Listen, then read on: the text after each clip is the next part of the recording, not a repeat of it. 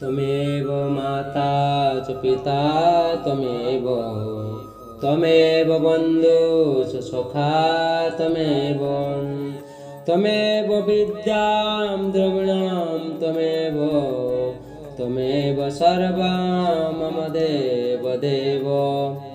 श्री गरुड़ पुराण अध्याय 7 बभ्रु वाहन प्रेत संस्कार वर्णन।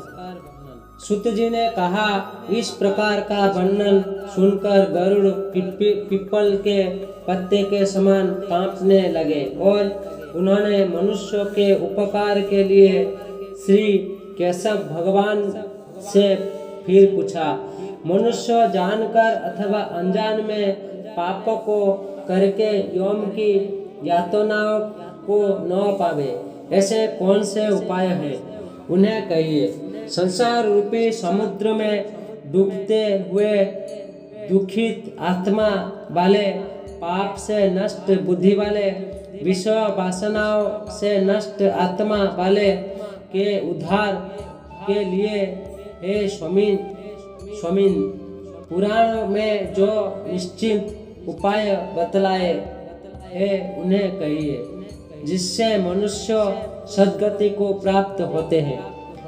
श्री भगवान ने कहा, हे गरुड़, तुमने मनुष्य के उपकार के लिए बहुत अच्छा प्रश्न किया। अब तुम सावधान चित्त होकर सुनो, मैं तुमसे सब कहता हूँ। पहले मैंने पुत्रहीन पापियों की दुर्गति कही है। हे खगेश्वर, पुत्रों वाले धर्मात्माओं की कभी दुर्गति नहीं होती है। यदि किसी कर्म के विरोध से पुत्र की उत्पत्ति न हो तो बुद्धिमान मनुष्य किसी उपाय से पुत्र उत्पन्न होने के लिए यत्न साधन करे। अब पुत्र के उत्पन्न होने का उपाय कहते हैं, भक्ति पूर्वक सत्यचंडी के विधान से हरिवंश पुराण की कथा को सुने और भक्ति भावना से शिव की आराधना द्वारा अच्छी बुद्धि वाला मनुष्य पुत्र उत्पन्न करे। पुत्र पुण्यनामक नरक से पिता को बचाता है, इसलिए ब्रह्मा ने आप ही इसे पुत्र कहा है। एक भी धर्मात्मा पुत्र सब कुल को तार देता है और पुत्र सकल लोकों को जीत लेता है। यह सनातनी पद्धति है। इसी उत्तम पुत्र का महात्म्य वेदों में कहा गया है। इसलिए पुत्र का मुख देखकर पिता पितृ ऋण से मुक्त हो जाता है। पुत्र के स्पर्श करने से मनुष्य 3 प्रकार के ऋण से छूट जाता है और यमलोक आदि लोक का उल्लंघन कर जाता है और पुत्रों से स्वर्ग की प्राप्ति होती है। ब्रह्मा विवाह से ब्याही गई जो पत्नी है उससे उत्पन्न पुत्र ब्रह्मणा पुत्र होता है। वह पुत्र ऊर्ध्वलोक स्वर्गलोक आदि में पहुंचता है और संगृहित अर्थात बिना विवाहित स्त्री से उत्पन्न पुत्र अधोगति नरक में पहुंचता है। इसी तथ्य को जानकर मनुष्य हीन जाति की कन्या से विवाह का त्याग करे। हे गरुड़, सवर्ण स्त्रिया में सवर्ण पतियों से जो सवर्ण औरस पुत्र उत्पन्न होते हैं वो ही श्राद्ध दान से पितरों को स्वर्ग में पहुंचाते हैं। पुत्र द्वारा प्राप्त श्राद्ध में से मनुष्य स्वर्ग जाता है। यही नहीं, प्रेत भी पराये के दिए श्राद्ध से स्वर्ग को गया है, उसे सुनो। इसी बात के दृष्टांत के लिए मैं पारलौकिक दान के उत्तम महात्मा का सूचक एक प्राचीन इतिहास कहता हूँ। हे गरुड़, पहले तृतीय युग में सुंदर महोदय हस्तिनापुर में महाबलवान और धर्म में निष्ठावान बभ्रु वाहन नामक राजा हुआ। विधिवत यज्ञ करता, दान देने वाला, लक्ष्मीवान, ब्राह्मणों का भक्त, साधु का प्यारा और सचरित्र, आचार तथा गुणों से युक्त और दया तथा दक्षिणा से युक्त, धर्म से अपने औरस पुत्र के समान प्रजा का पालन करता था और दंड देने योग्य अपराधियों को दंड देता हुआ वह राजा नित्य ही क्षत्रियों के धर्म में तत्पर रहता था। किसी समय महाबलवान वह राजा सेना सहित शिकार के लिए गया और उसने नाना प्रकार के वृक्षों से युक्त घने वन में प्रवेश किया। वह वन नाना प्रकार के मुर्गों से भरा हुआ था। इसमें नाना प्रकार के पक्षी कलरव कर रहे थे। राजा के वन में दूर से एक मुर्ग देखा। तब राजा ने अति तीक्ष्ण और अति पुष्ट बाण से उस मुर्ग को बेधा और वह मुर्ग राजा के बाण को लेकर अदृश्य हो गया। रुधिर से गिले स्थल को देखते हुए उस राजा ने उस हिरण की पीछा किया और उसी प्रसंग से दूसरे वन में प्रवेश किया। भूख प्यास से सूखे कंठ वाले और श्रम के संताप से अद्भुत मूर्छित राजा ने जलाशय पर पहुंचकर घोड़े समेत ही स्नान किया। कमल आदि के गंध से सुगंधित शीतल जल पिया। बाद में उस बभ्रुवान राजा ने जल से बाहर निकलकर विश्राम किया। सामने शीतल छाया वाले बड़ी बड़ी शाखाओं से अति विस्तृत और नाना प्रकार के पक्षियों के समूह से गुंजित मनोहर वट वृक्ष को देखा था। सबसे अधिक ऊंचा होने के कारण वह वट वृक्ष उस जंगल की बड़ी भारी पताका के समान प्रतीत होता था। उसी के मूल के समीप पहुंचकर राजा अर्धनिद्रित हो गया। उस राजा ने क्षुधा तुषा से पीड़ित व्याकुल इंद्रियों वाले, बिखरे बालों वाले और मेले कुचेले, अत्यंत भयानक, उबेड़े, लंबे और दुर्बल एक प्रेत को देखा। विकृत और घोर प्रेत भी उस वन में आया हुए उस राजा को देखकर चकित हुआ। वह प्रेत भी उत्कंठित मन से राजा के समीप आया और हे गरुड़ प्रेतराज, उस समय राजा ने से बोला कि हे राजन, आपके दर्शन रूपी मिलन से मैंने प्रेत भाव छोड़ा और परम गति को प्राप्त हुआ। हे महाबाहो, आपके स्वयं से आज मैं अति धन्य हुआ हूँ। राजा ने कहा, हे प्रेत, यह कृष्णवन में बड़ा भयानक मुख और घोर दर्शन, ऐसा बड़ा अमंगल प्रेतत्व तुमने किस कर्म के परिणाम से पाया है? हे तात, तुम मुझसे इस प्रेतत्व का सब कारण कहो। तुम कौन हो? किसी काम से तुम्हारा प्रेतत्व दूर होगा। प्रेत ने जवाब दिया कि हे राजश्रेष्ठ, मैं तुमसे आदि से अंत तक कब कहता हूँ, सब कहता हूँ और मेरे प्रेतत्व का कारण सुनकर तुम मुझे पर दया करने योग्य हो।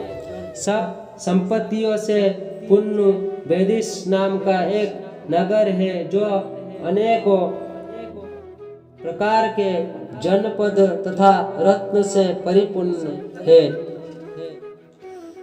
भवनों और प्रासादों की शोभा से स्वयं तू है और नाना प्रकार के श्रुत सत्य आदि धर्म से युक्त है। हे तात, उस पर मैं देवताओं का पूजन करता हुआ मैं निवास करता था। मैं वैश्या जाति का हूँ, मेरा नाम सुदेव है। हबी स्नान से देवताओं को और अभ्यंत पिंडदान से पितरों को संतुष्ट करता था। नाना प्रकार के और दानों से मैंने ब्राह्मण को संतुष्ट किया और दीन, अंधे तथा पंगु मनुष्य को मैंने अनेक प्रकार से अन्न दिया। हे राजन, वह सब मेरा सुकर्म देवयज्ञ से निष्फल हो गया। जिस प्रकार मेरा सुकृत विफल हो गया, उसे मैं कहता हूँ, मुझे संतति, मित्र, बांधव आदि ऐसा कोई नहीं है जो मेरी अर्धेदैहिक क्रिया करे। हे महाराज, जिसका पौरुष मासिक श्राद्ध नहीं होता है, सैकड़ों श्राद्ध करने पर भी उसका प्रत्यक्त नहीं जाता है। हे महीपते, तुम अर्धदैहिक क्रिया करके मेरा उद्धार करो। राजा, इस लोक में सब वर्ण का बंधु कहा जाता है। इससे हे राजन, मुझे तारे मैं आपको मणि रत्न दूंगा, जिससे मेरी सद्गति हो और प्रेत की योनि छूट जाए। ऐसा कार्य करे हे वीर महाराज। जो मेरा प्रिय करना चाहते हैं हो तो आपको ऐसा करना चाहिए। भूख और प्यास आदि के दुख के कारण प्रतप्त मुझे बहुत ही दुस्वाहा है। इसी वन में सुंदर स्वादिष्ट फल है और शीतल जल है। क्षुधा से पीड़ित में उन फल को नहीं खा पाता हूँ और प्यासा हूँ वह भी मैं उस जल को नहीं पी सकता हूँ। हे राजन, यदि मेरी अर्धदैहिक क्रिया नारायण विधि से हो और उसके आगे की सब विधियों भी वेद मंत्र से कराई जाए तो निश्चय मेरा प्रत्यक्ष नष्ट हो जाए, इसमें संदेह नहीं है।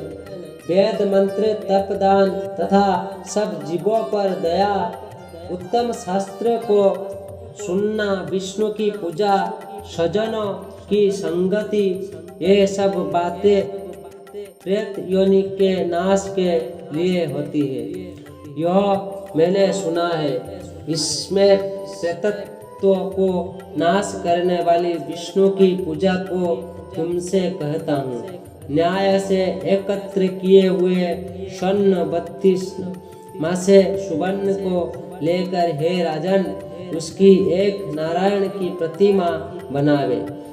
उस प्रतिमा को 2 पीले कपड़े से आच्छादित और सब आभरण से सुशोभित करे और अनेक प्रकार सप्त तीर्थ के जल से स्नान कराकर सिंहासन पर स्थापित करके पूजन करे। उस सुवर्णमयी प्रतिमा के पूर्व भाग में श्रीधर, दक्षिण में मधुसूदन, पश्चिम में वामन देव और उत्तर में गदाधर को और मध्य में ब्रह्मा तथा महेश्वर देव को स्थापित कर गंध पुष्प आदि से विधि पूर्वक पृथक पृथक पूजन करे। अब प्रदक्षिणा करके अग्नि में देवताओं को तृप्त करके घी, दही और दूध से विश्वदेव को प्रस्तुत करे।